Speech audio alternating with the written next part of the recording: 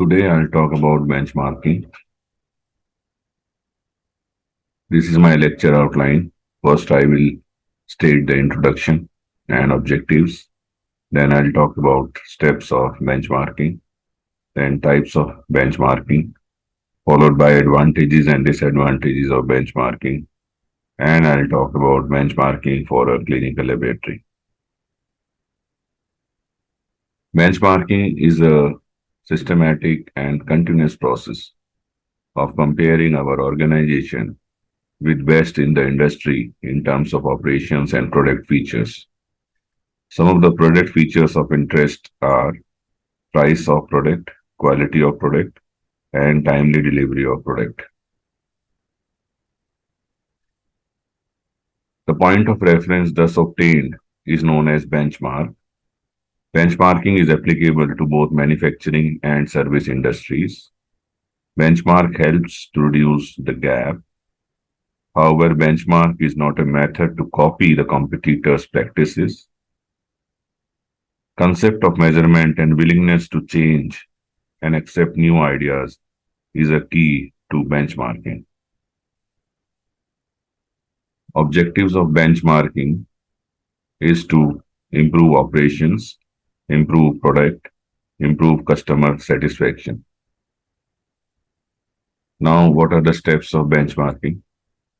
First of all, we select the process or area to be benchmarked.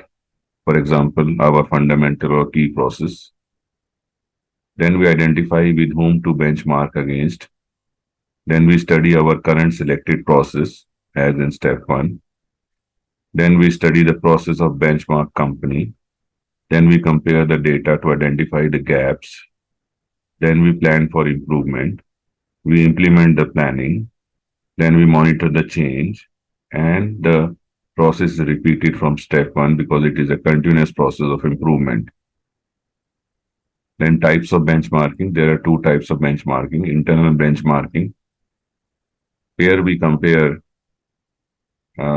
between different departments and sections of our firm, and external benchmarking, where we compare our processes, products with other company.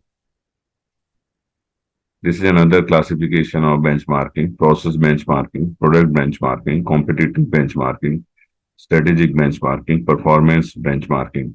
The details of this are available on internet. And what are the advantages of benchmarking?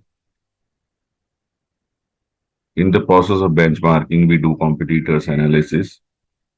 We monitor performance. There is a continuous improvement. There is improvement in efficiency.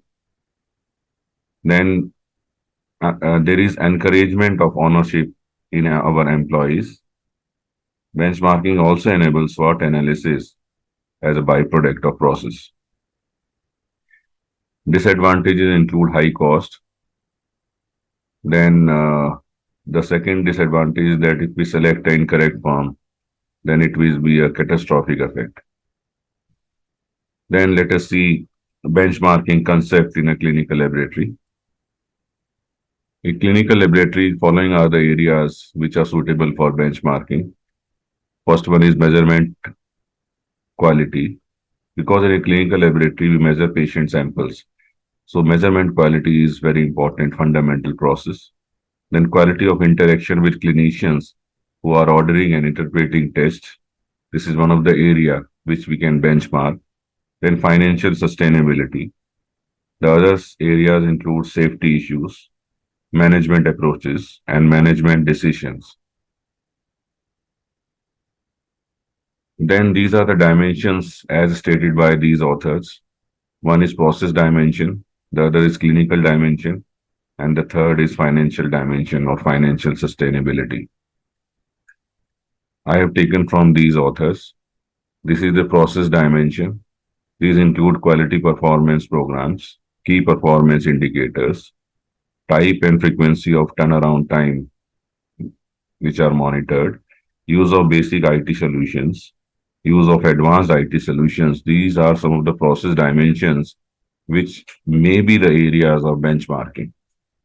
Then clinical dimensions include services provided to physicians, diagnostic committees, review of diagnostic pathways, utilization management, combining data digitally with other disciplines, and measurement of patient outcome. These are some of the clinical dimensions or areas which are suitable for benchmarking.